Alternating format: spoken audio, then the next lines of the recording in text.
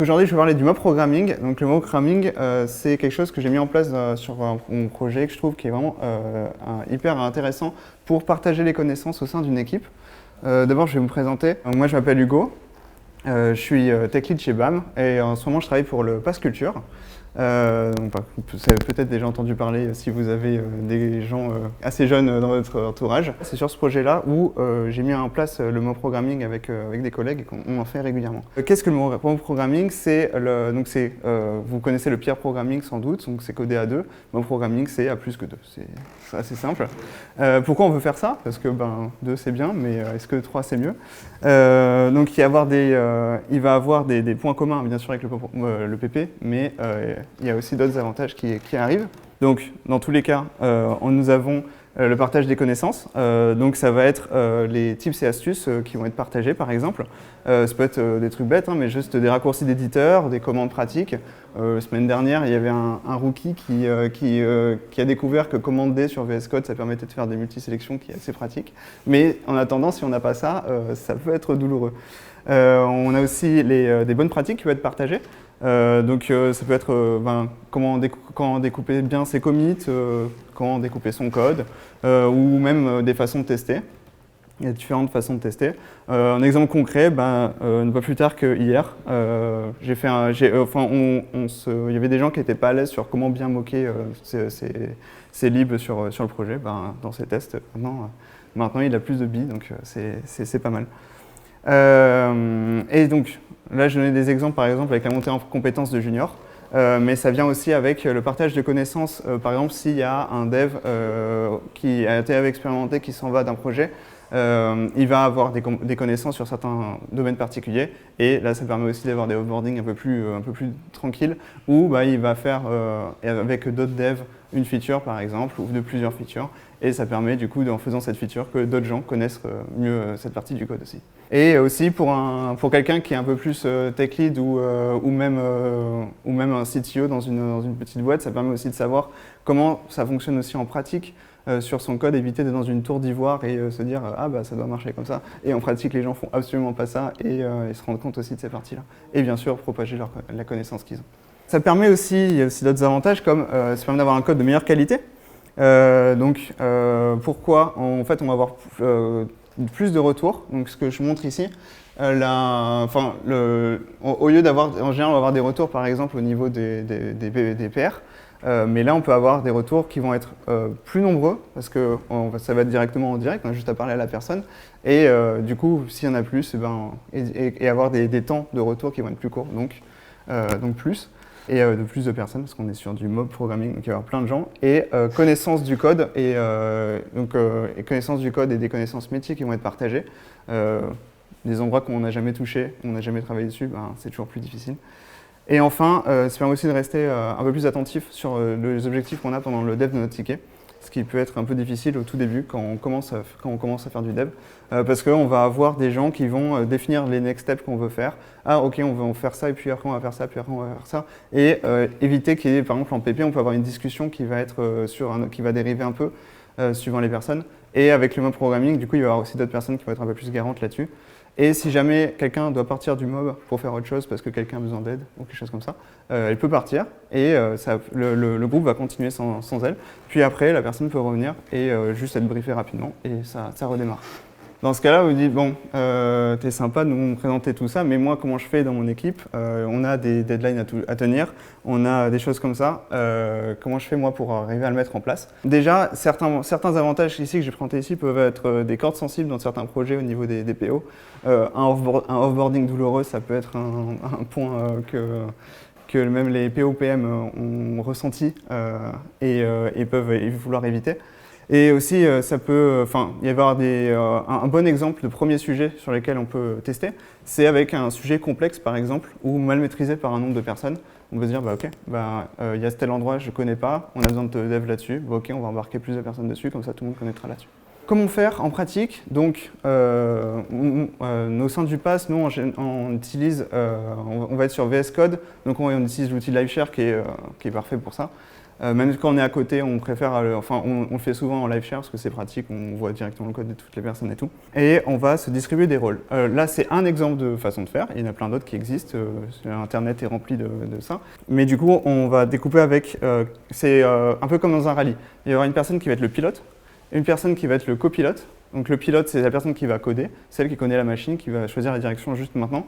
Le copilote, lui, il sait quels sont les virages après, et du coup, il va donner les next steps et se diriger vers les next steps.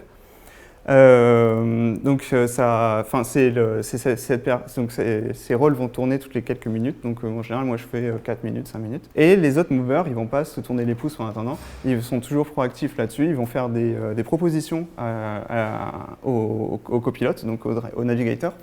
Et c'est le navigateur qui va trancher sur ces décisions. Ne pas hésiter surtout à faire des feedbacks réguliers pendant le mob, parce que si quelqu'un décroche pendant quelques minutes, comprendre pourquoi, etc. Est-ce qu'on met plus de temps? Est-ce que tu veux qu'on rajoute des rôles? Enfin, un exemple bête, mais tu as d'autres rôles qui peuvent exister, parce que là j'en ai donné que 2, mais ça peut être quelqu'un qui va être un peu plus référent pour rechercher dans la doc quand on commence à buter sur un problème. Ok, moi je vais regarder dans la doc pendant que vous essayez de trouver avec des logs ou des choses comme ça. Et comme ça permet de donner du rythme et que tout le monde reste intéressé. Et il y a quelques limites quand même. Une des premières limites, c'est certains profils ne vont pas être forcément compatibles avec le mob programming. Parce que ça demande pas mal de vulnérabilité, par exemple. Et on voit en direct comment on code au jour le jour, et il y a des gens qui vont mal le vivre que « Ah, tu me fais des remarques, ça veut dire que je code mal ». Non, au contraire, ça veut dire qu'on peut tous s'améliorer, et c'est pour ça qu'on est là. Et du coup, forcément, on ne va pas forcer les gens à faire du mob si ça les frustre trop. Aussi, une autre qui est assez évidente, c'est du coup le coût en temps, parce que au lieu d'avoir 3 développeurs ou 4 développeurs qui vont travailler sur des tâches en parallèle, ils vont tous travailler sur une seule et même tâche. Mais sur des sujets, je donnais l'exemple tout à l'heure, sur des sujets qui sont complexes ou des sujets qui sont mal maîtrisés par un nombre de personnes, ça va avoir un impact direct, donc c'est vraiment une bonne façon de commencer. Évidemment, on ne va pas faire du mob programming à 5 sur faire une refacto de 2 lignes, ça ne sert à rien. Donc pour commencer, ça ne va pas apporter le plus de valeur, mais par contre sur des sujets qui sont plus compliqués ou mal maîtrisés par un grand nombre de gens, ça va être assez direct. Et ça permet aussi il y a aussi un autre avantage sur le lead time ça va diminuer le context switching au niveau des relectures de PR notamment. Nous, quand on fait du mob, en général, on estime qu'il y a eu suffisamment de gens qui sont passés sur le code, qui ont fait toutes leurs marques, pour que le code n'ait pas besoin d'être lu par quelqu'un d'autre, parce qu'a priori, si 4 personnes ont donné leurs avis, je pense qu'on est quand même sur du code plutôt de bonne qualité. Et du coup, j'ai donné un exemple un peu caricatural. Avec des retours de PR où ça peut vite prendre, suivant comment ça s'arrange. Ah, j'ai fait un changement, est-ce que tu peux me changer? Est-ce que tu peux changer ça? Oui, c'est bon, j'ai pris ton retour. Ah c'est bon. Ah non, j'ai pas vu ça. Ah si, je vais prendre ça en compte. Ok, je peux merger, c'est bon. Ça peut prendre vite pas mal de temps en lead time, et donc ça permet de l'éviter si on évite de passer par une PR. Voilà, donc je vous conseille pour tester une première fois au sein de votre équipe de faire du mob programming si vous n'en avez jamais fait, ou si vous voulez juste tester de manière générale. Essayez de caler un créneau avec votre équipe là cette semaine, ça peut être un bon objectif dans les jours qui viennent, de dire ok, on va se mettre un créneau on peut faire une demi-heure, 1 heure pour essayer, et si ça plaît, renouveler. Nous en général, pour essayer pour en faire quand même un minimum, on s'est mis des créneaux le lundi après-midi et le jeudi après-midi, comme ça on est sûr qu'il y a au moins des personnes qui vont faire du mob programming. On arrive avec nos sujets, on vote au début, savoir lesquels sont intéressants. Et ça peut être des gens d'équipes transverses. Typiquement, donc moi je travaille sur du React Native, mais il y avait des gens qui font du React qui étaient venus sur du mob programming, et inversement, on avait fait du coup du web et plus du mobile, et du coup on a pris aussi des choses sur d'autres façons de faire, et c'était aussi sur des stacks différentes du coup. Ça a amené à des partages de connaissances sur des façons de faire pour des tests par exemple. Donc c'est aussi enrichissant. Voilà, c'est tout pour moi.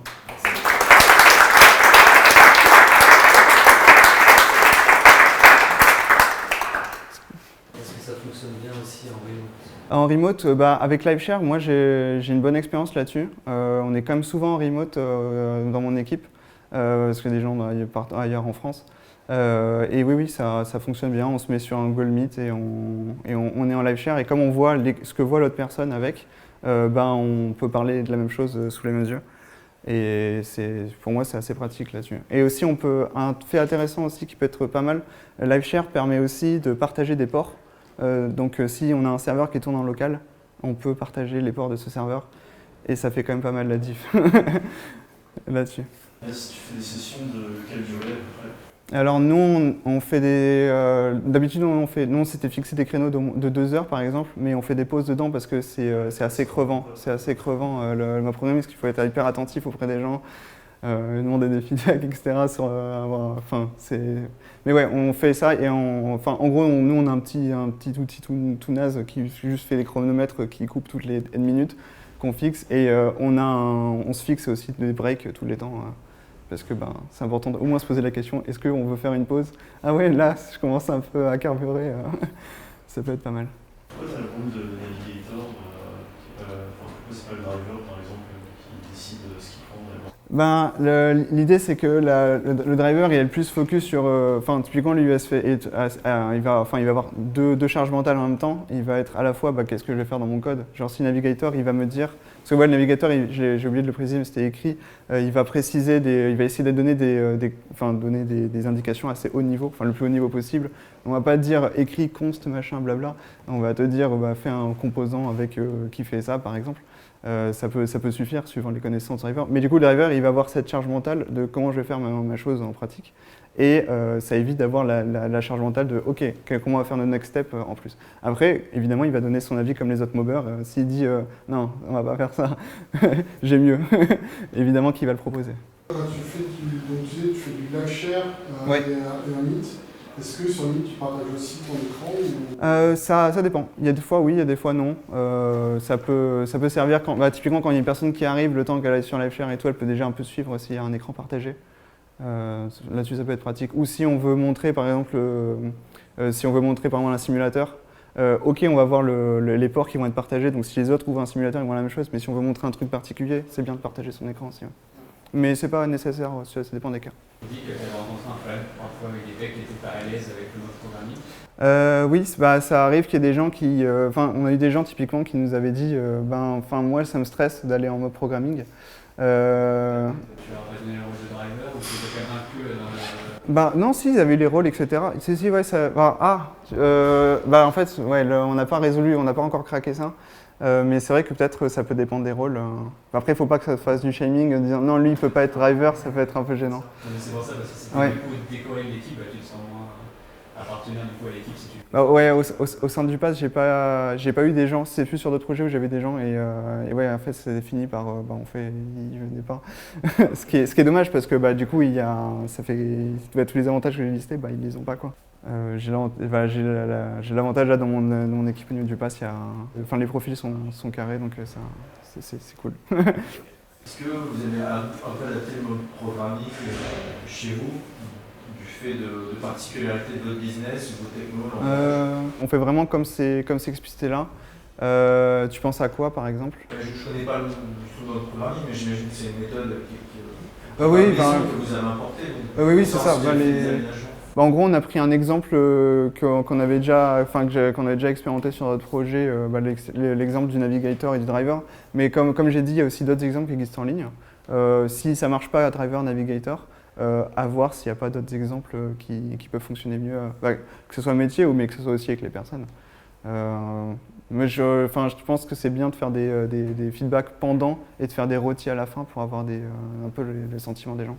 Voir si ça fonctionne bien aussi avec les gens. Et sur tu parlais de 4-5 minutes pour tourner, ouais. Ça fonctionne bien. Est-ce qu'il n'y a pas celui qui est calé qui dit attends, je fais la méthode, Ouais, souvent oui, c'est cette partie-là, on ne sait pas stop, les mains en l'air, top chef, c'est fini.